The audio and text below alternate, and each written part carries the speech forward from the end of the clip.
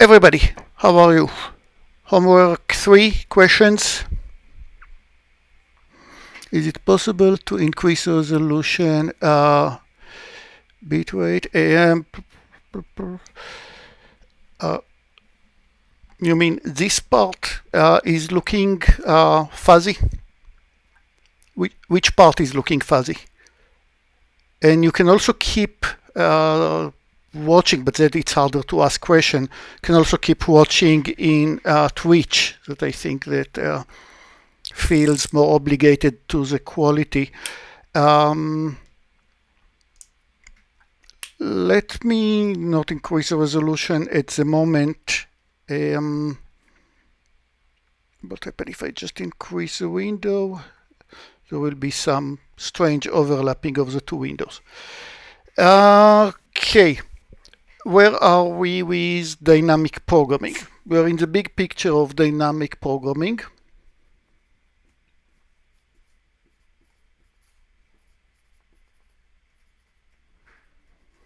Inside the big picture of dynamic programming,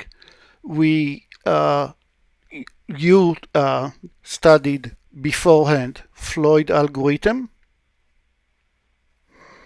computing all pairs shortest path in a graph in n cube. Between every pair of vertices, you're computing the distance between these two paths. That's a good example of all pairs shortest path algorithm, but it's also a very good example of dynamic programming algorithm. You also covered with me Bellman-Ford and not with me Dijkstra, which are also good example of dynamic programming. And then we talked about the longest common subsequence, the edit distance, the Frechet, and the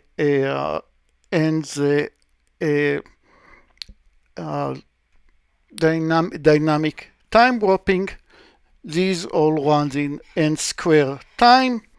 You can negotiate somehow to be a bit more careful about the space.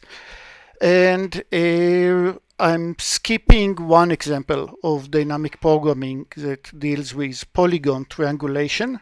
So I'll skip it from the slide. And I'm moving to the next example that is the most magic, what's going on here, how did he think about it, it's so cool or it's so disgusting, matter of taste. That talks about clustering of points into periods. I'll think about it as clustering of points. I'll call it into periods or errors or meaningful processes. We can think about multiple terms of what are we processing that and the part above it to increase the part above. Sorry. Okay.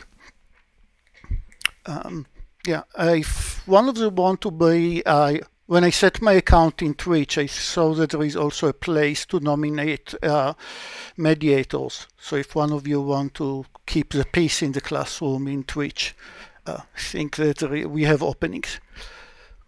So we will talk about the clustering, but before we'll talk about clustering of points, we are going to tell you things that hopefully you know about beforehand. I have points P1, P2, P3, P4, and I think that the relationship between them, if I didn't have any noise that go through these points, then I think that there is a linear correlation between them. Let's say how much money I'm paying, how much money I'm getting back. Maybe it should be a linear correlation, or force and acceleration. Any two values that you're measuring and you made measurement point, that is pi consists of two parameters, xi and yi, and you think that there should be a straight line that passes through all of them, and maybe if there wouldn't be any noise, there would be indeed a straight line that go through exactly each and every of your data points. But since they are just around all the data points, I actually need to use a method that will fit a line through all of them. So, and the method that I'm going to suggest to how to fit a line is one that hopefully you have seen before, of just a sum of square of distances, or linear correlation. That is, it will say, I'll think about each one of the points, P1, P2, P3, P4, and I'll think about the line that I doubt that you'll see.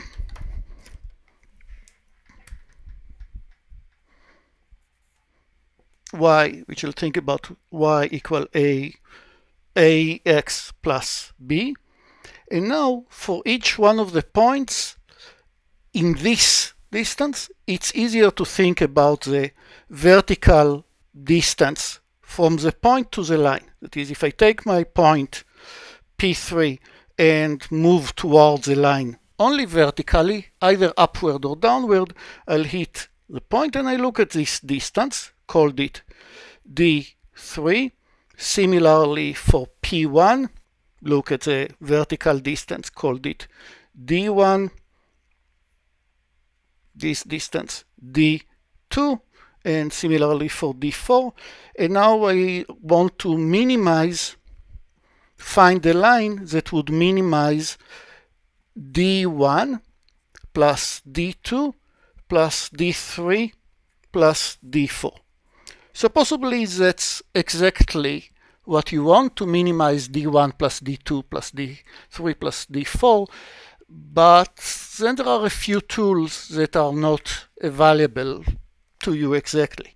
Like you need to use here the absolute value. You'll need, the algorithm is a bit more complicated, and furthermore you want to say that the distance from the points to the line should be more or less uniform. That is, if I'm getting close to a lot of the points, but one point is very far away, I want to think about it as a lot of distance. I don't want that one very naughty point will be far, far away from the rest of the points. So how can I do it? Instead of just summing up the distances themselves, I'll sum up D1 square plus D2 square plus D3 square plus D4 square. I'll sum up the squares, which means that if I have a point Pi is far away from the line, then its distance now being squared gets a lot of penalty. I'll think about it as a very large distance, even though I have a lot of points that are very close to the line. So we can see a few examples of it. You can see here I have a lot of points, A, B, C, D, E, dot, dot, dot, up to I think N, and I find the lines that best fit them, and I look at the error that I obtained. That would be the error. How well did my line fit these points? So the formula that helps me to do it, what is di, and then I don't need to worry about the absolute value.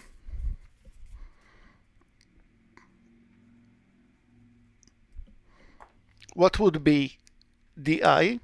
Here is P3, the point P3, and the coordinates of P3 are x3 and y3. I'm looking at the point on the line just vertically above or below it, which is what? If the coordinates of the line is y equals some ax plus b, then this point is nothing but the x value of this point is the same x value as P3, so it will be x3, And what will be the y value? ax3 plus b. So this will be the y value of this point. And now I take ax3 plus b minus what is the height, I cared only about the height at P3 itself, that is minus y3. I don't need the x3 anymore because it's not a point, it's a scalar, it's a distance. And I put this one as square. That's expression that you can see also here. This case, I'm summing it up for all the points, and each time I sum the square. And if you know calculus, if you played with calculus, you see that it's how do I know that some function reaches maximum or minimum? It's outside the material of this course, but let's just mention it. These are the expression that is, rather than x3 and y3, it will be a of xi and yi, because I'm doing it for all the points. I'm summing the errors. I'm summing the contribution of the errors from all the points, square. And this number, all my points are data points. I was sitting in the lab and I measured something. What I'm not sure are what the parameters of the line, what is A and what is B. So I'm looking at these parameters and say, hey, when I'll change A, this error will change somehow. So let's ask under which A should we get a minimum. And the way that it's related to calculus is that if we have some function that, say, parabola that go down and reach a minimum and then go up again, then I can look at the derivative by A and require the derivative by A to be 0. That will mean that the direction that I'm looking at, if I'm driving along this curve, which happens when I change A, that would be exactly a minimum, or it would be a maximum. In either case, the derivative obtains 0. So I'm asking for which A will I obtain 0, for which B will I obtain 0, and you have a formula, not hard, but not exciting and outside the scope of this course. This is a formula that gives you specifically what is the optimum A, the A that brings you to the minimum error, that is A equal to n the number of points sigma of xi, yi, these are xi, yi are my data point, minus sigma of only the xi's, sigma only of the yi's, divided by, etc. So we have a function that takes a set of points and give us the error. So far I didn't say anything about clustering. I just said if I think that there is one line that fits all my points, then that will be the error that I'll get. Maybe these points represent the value of my house as it changes with time. And maybe actually I want to say, I'm not sure that actually one straight line will be the correct part. Maybe there was 2 periods in economy. Maybe the value of my house first goes down, up, and then it started going down. And then I'll want to split it instead of thinking about all the points as one run.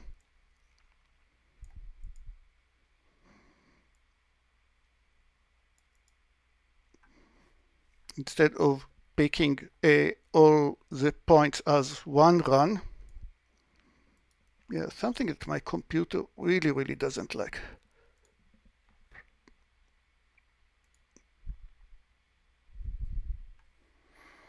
Yeah, if we will crash, then we'll just restart again.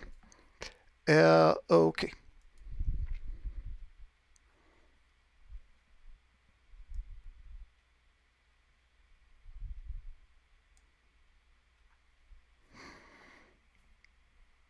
Okay, slowly.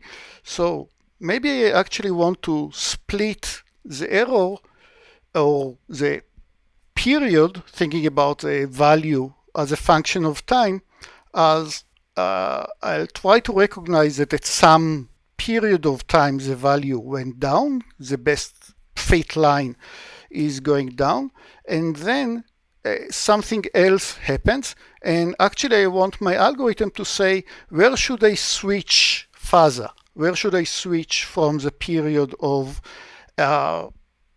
going down to going up.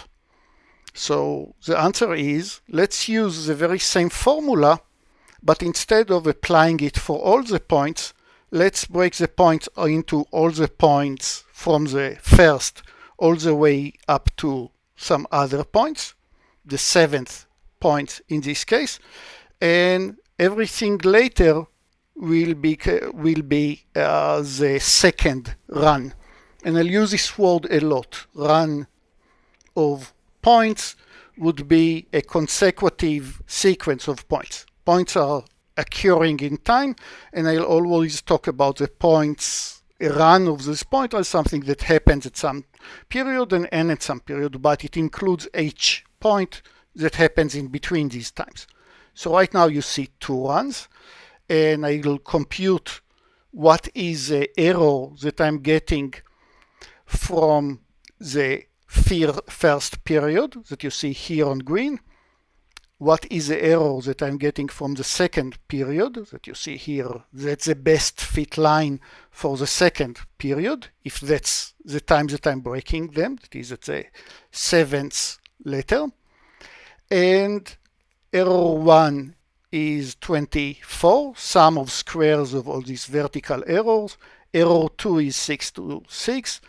The sum of them, error 1 plus error 2, is 31.4. Just number them, and then I can ask where should I switch? Where is the best time to switch from one period to another? Well, I can just check each place that I can break between them, moving from one run to another. You know, it's demo mode. It knows that it needs to behave. Now check a different run. Again, the first run will start from the beginning all the way until some point, measure the error for the second run, and sum up all of them, and then I'll move this line in between, trying to minimize what is the error that I'm getting. But at the very same time, also some noise bugs me from behind. How do you know that you actually need to use two runs and not one run? How do you know that this is more correct than putting all the points in one bucket and try to fit all of them with one line? Now, obviously, if I'm using two lines, then the error will be smaller. Makes sense, right? Because I can, for every group, I can get a bit better. So if I use two runs, I can get better than only one run. Now I'll ask, okay, maybe there was 3 periods in this time.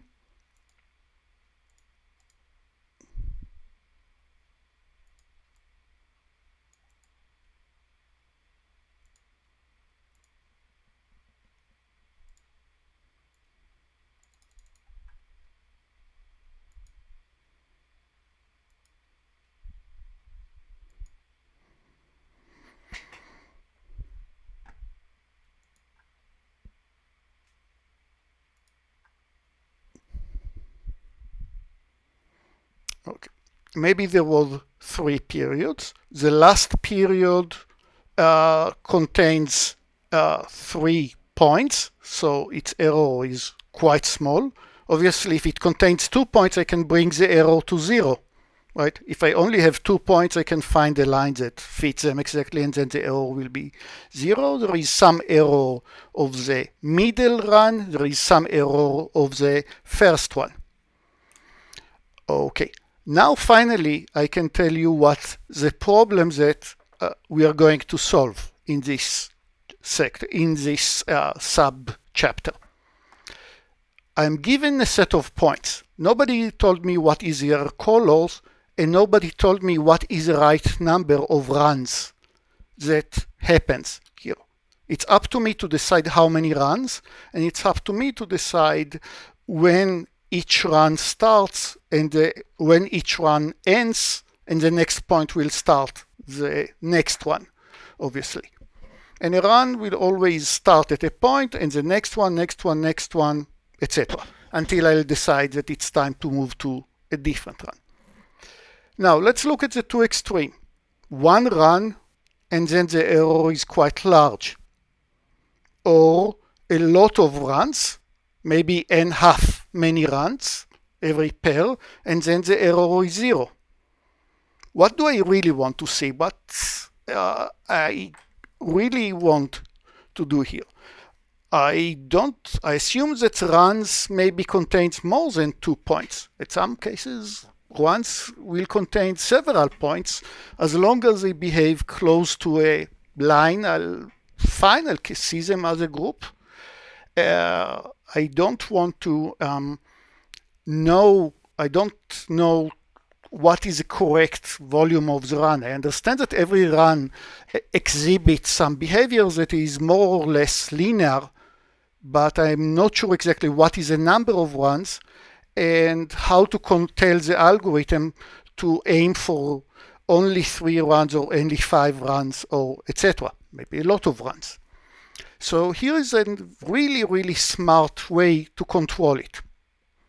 I'll decide about a penalty, and I'll call this penalty R.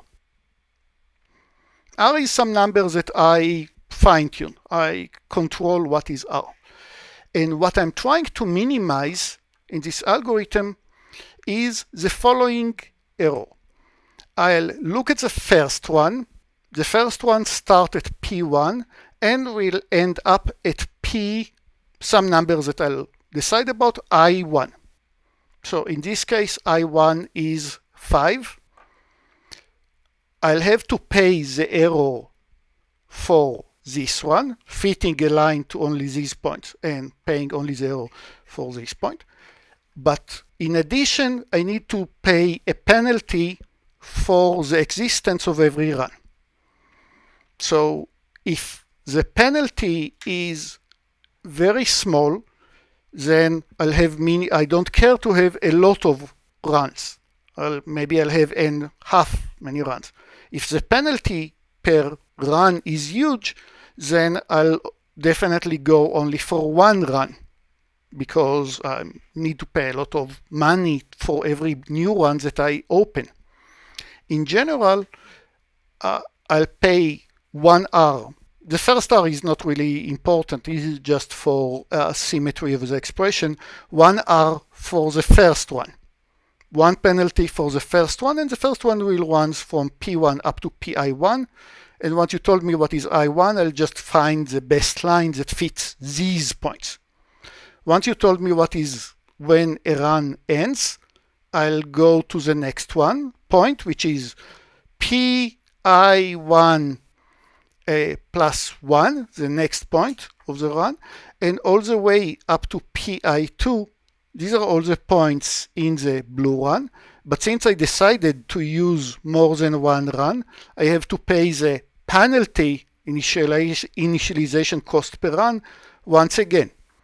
You want to open another run, that's fine. But for each run that you'll create, take into account that you also have to pay the penalty for the run. And now the question that we have here, that from first sight looks completely exponential and terrible, and how are we going to handle it, is what should be the runs, where should they start and stop, and how many runs do I want to generate, and how many, where are the boundaries of every run. What my computer is doing so slowly right now when I'm moving the boundary of each run from place to place. Okay, and what I'm planning to do as a user is not to commit to one specific run, but to run the algorithm when R is 0 and slowly increase R. When R is 0, of course, I'll have a lot of runs. Every run is only 2 points. Then I have 0 error. And as R increases, I'll have fewer and fewer runs, but the algorithms that we are going to discuss will always give me the optimum way to partition them. Okay, so I'm going to, from the user perspective, I'm going to have a knob that I'm going to turn that will control what's the penalty per run, and for every particular penalty, the algorithm will decide for me what are the boundaries of every run, how many runs do I have to do, such that this expression is as small as possible. One penalty of R for the first one, one penalty of R for the second one, ... one penalty of R for the very last run, and I have to pay it for each one of them, plus the errors that you're getting from the line that fits to the first one. Which error do you get? The line that you fit for the blue run, what's the error that you're getting? This is X expression. And similarly, for each one of the runs, maybe a lot, maybe few. At each moment, my input beside the point is only R, and the algorithm will spit for a given R, where are the boundaries, where do I chop each run, where do I start the next one. And the algorithm will always try to minimize this expression. So as I am changing R, I'll see that, for example,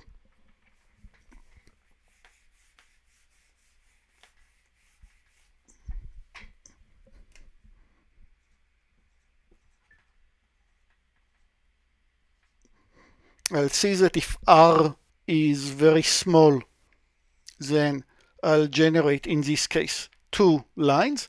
But as I'm increasing R, since right now I have 2 runs, I have to pay the errors plus 2 times R. And at some point, if I increase R, then the algorithm will decide that just one line that will sum up these errors is probably better. Okay.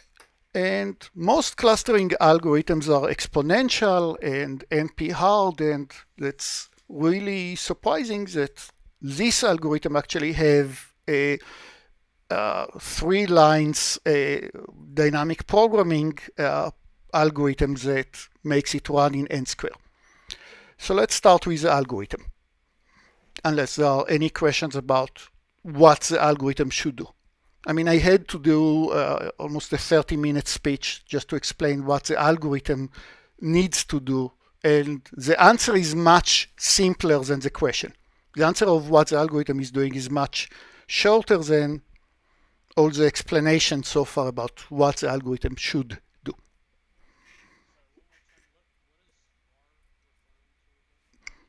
User-controlled parameters that the user can slowly change and see at each moment what are the best clusters that you can generate if this is a penalty of R.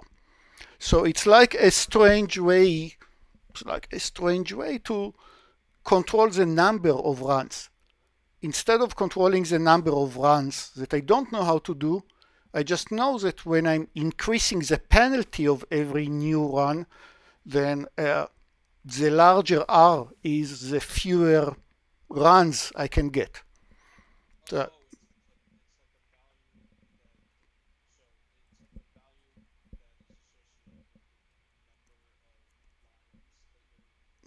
exactly. The penalties that I'm paying, let's go back one slide. The penalties that I'm paying will be for every run fit a line. Every run you're fitting a line. The first one you fit L1, the second one you'll fit L2, and so on. You're paying the sum of errors from the line to its own point, the red to the red, the blue to the blue.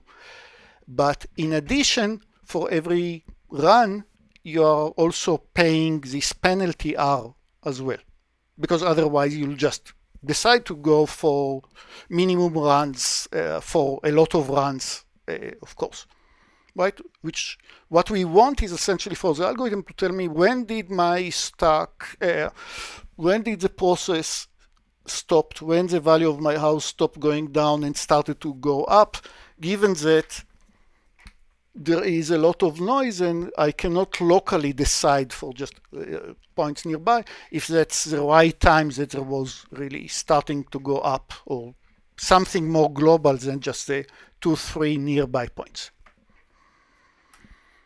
So we should imagine the user sit next to the computer with a little tune up something, slide there and slowly increase or decrease R, and each moment the user looks at the screen and says, oh, finally I find something meaningful in the information. So let's just see how we are doing it. Preprocessing, like all dynamic programming. For every j smaller than I, compute the line L that minimizes the error to the set P that starts at Pj, goes to Pj plus 1, Pj plus 2, all the way up to Pi. That is finding the best line to these points, or the green line over here is the best line to the point that starts at A and end at I. And the sum of squares of all the vertical segments, this is the error that I'm storing right here. That is, for every I and j, just tell me what is the error that you can get if you are fitting a line to these points. Okay? Don't care about other points at the meantime. This is the error for the point that starts at pi, start at pj, ends at pi, and the line that best fit these points. If it is a line go through this point, then this error is 0, of course. Ideal. Ci, we just have one-dimensional array, is a cost of the optimum clustering of the problem. Of what? The problem that where you are trying to cluster, break into ones, the points P1, P2, P3, dot, dot, dot, Pi. Again, for every I, what Ci is going to hold is the cost of the clustering. Going back a slide, the cost of this clustering is everything that happens here, except that I am not planning it necessarily to end at Pn, I'll end at Pi. Okay, for every I, I'll imagine that Pi is the last one, do the clustering only of the points all the way up to Pi, and store in Ci the cost that you're getting. That is penalties plus errors from lines to the point. Okay, so what will contain the answer that I give to the user about the cost of the clustering? This number, what should contain this value when I'm done?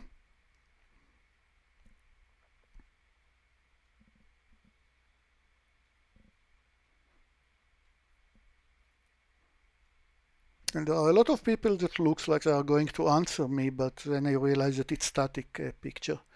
So somebody, what is when I'm done? It's not a tricky question. What is the value that I give the user?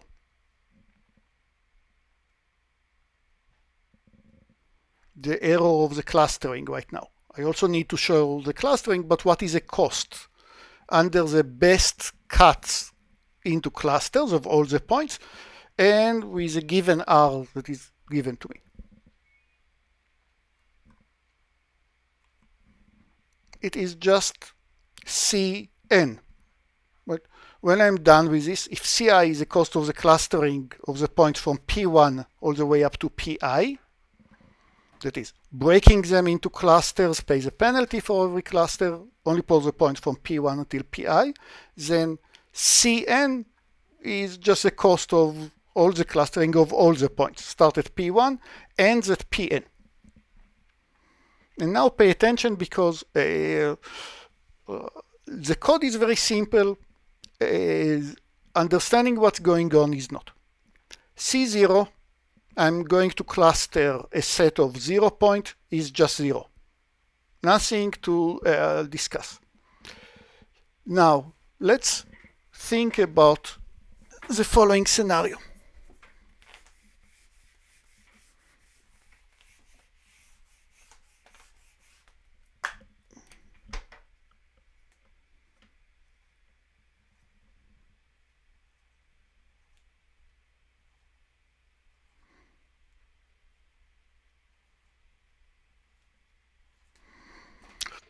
So 1, 2, 3, 4, 5, 6, 7, 8, 9, 10, 11, and I'm now thinking about want to ask what should I write in C of 11. Let's say 11, as far as I know, is a very last point. 11, as far as I know, is a very last point. The camera. 11, as much as I know, is a very last point, and I want to figure out what should I write in C11. What am I sure about P11? What am I sure about P11? It belongs to some run. Every point belongs to one of the runs. Maybe the run that contains only this point, maybe the run that contains this point plus another one, maybe in a run that contains it plus a lot of other points. I don't know. But P1 belongs to one of the run. So no matter what I'll do, I'll pay R plus, and then I'm thinking about, let's think about the run. Let's think about the case that where can be the first. I'm asking myself, where is the leftmost point of the run that ends at P11? Where is it belongs to some run, but where is the leftmost point of this run? Maybe the leftmost point is of the same run that contains P11. Maybe the leftmost point will be P1. And then what should I pay so far? I need to pay one penalty for R plus the error for the point. If P1 and P1 belongs to the same run, then this is also the run that contains everybody in between, right? Because runs are always contiguous set of points, start at I, ends at J. So I'm paying R plus the error from from P1 all the way to P11. But this error is fit the best line that you can to all the points from P1 to P11 and measure these distances from this line. Okay, that's one option. And as we will see, that's the option of that will be exactly the case where J is 0. That's one of the cases that I check. When J is 0, what do I pay?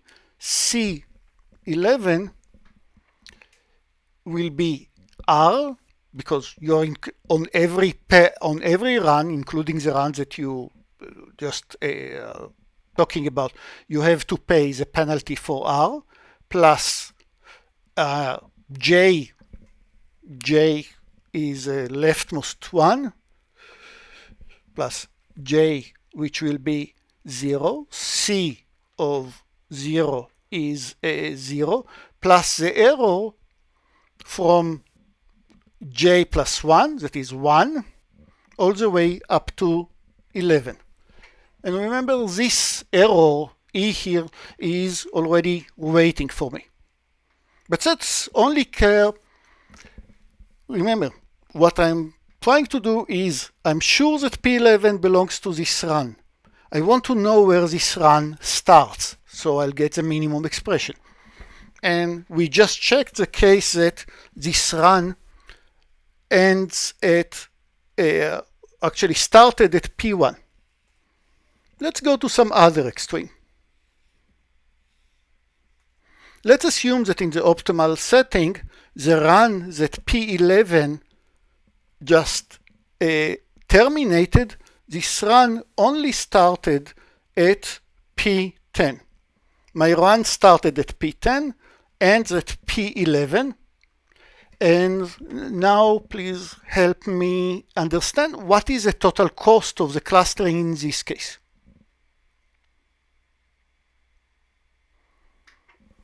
I need to pay R for this, not 2 points. There are a run, they are a run, and I'll pay this penalty plus the error, but it's only 2 points, so the error is 0. What about everything? But that's not.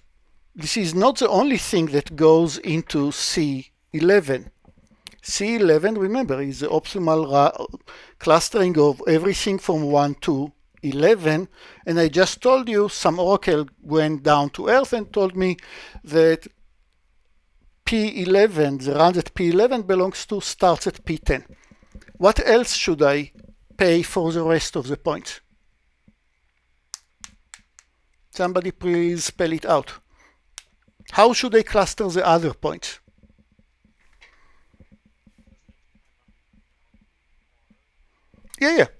I'm now under the. I decided what is R. So given that this is R, I mean, absolutely. I mean, the answer will be different had I changed a different.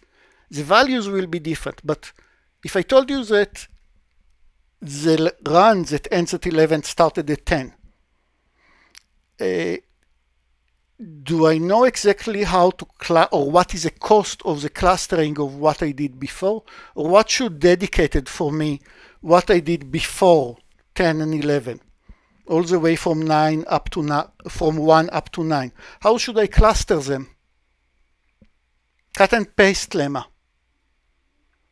Solutions of if we have an optimal solution to the clustering of everything, it consists of optimal solutions to subproblems. How should I cluster everything from 1 up to 9 as efficient as you could?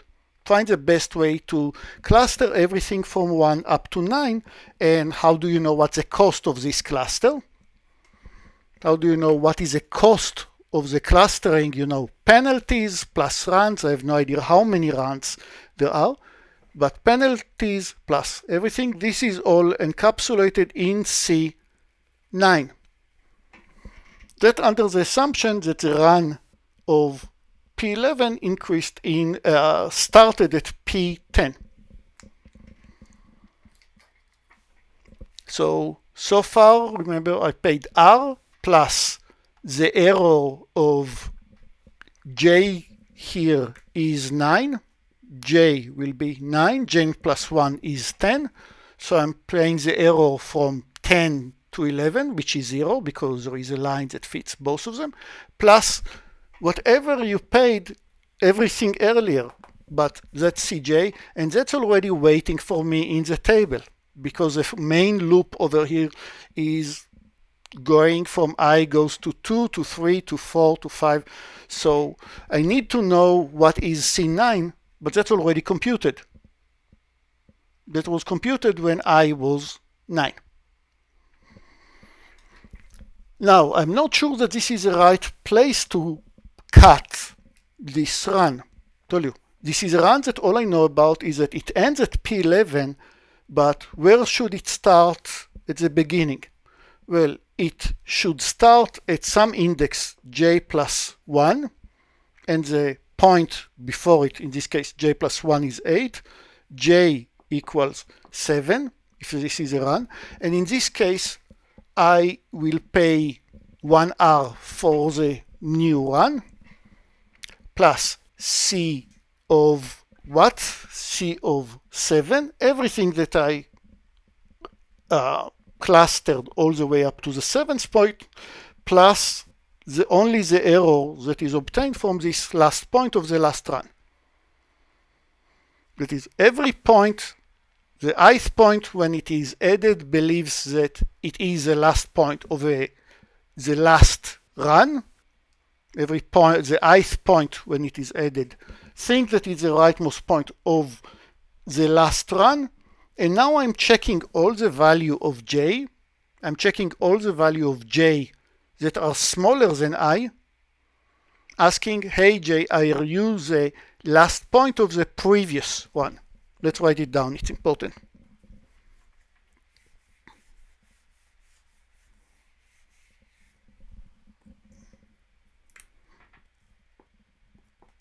J is the last point of previous run.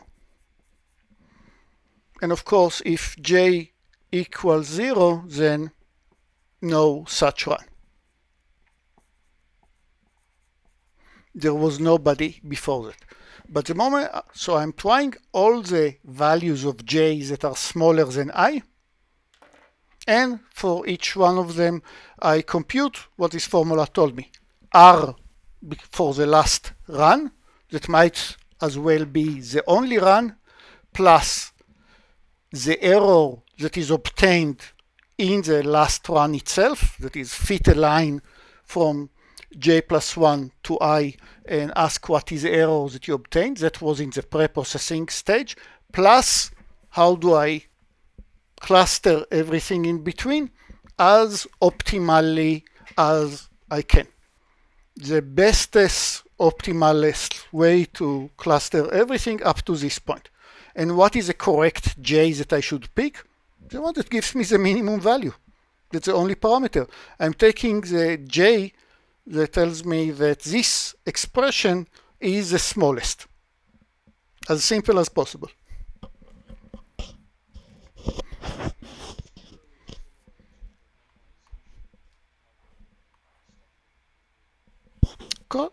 Correct.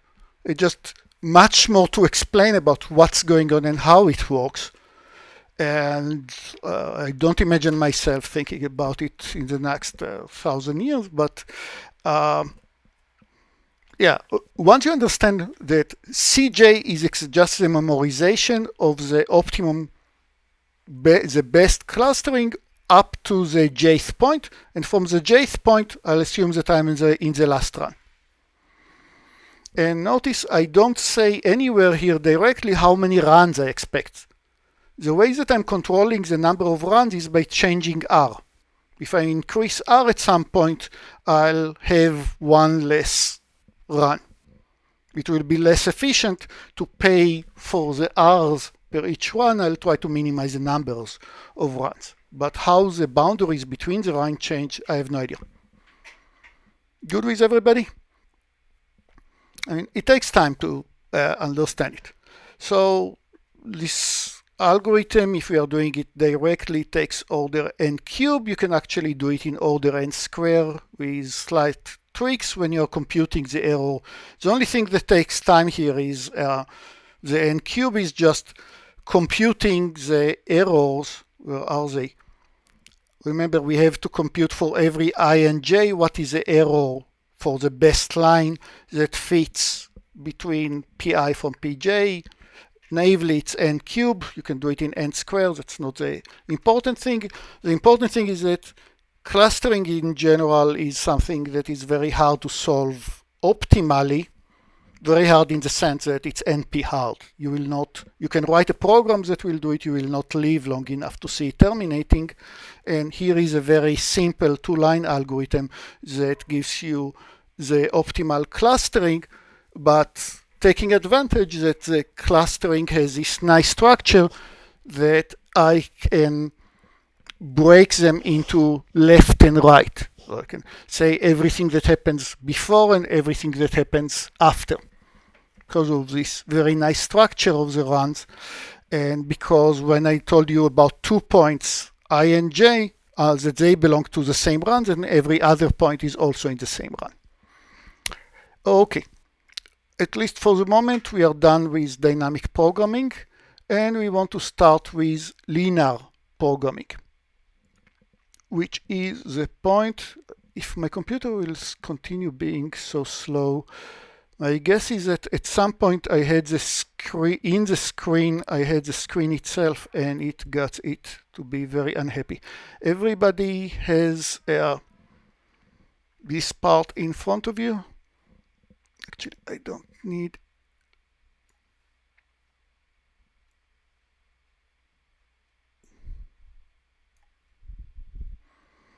I'll give it another 2 minutes and then I'll log out. And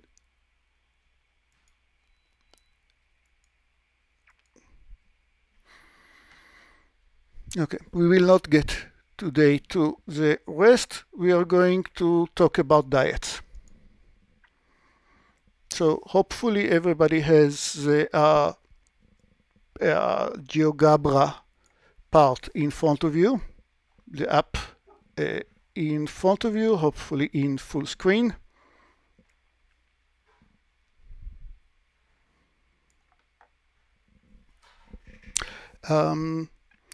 And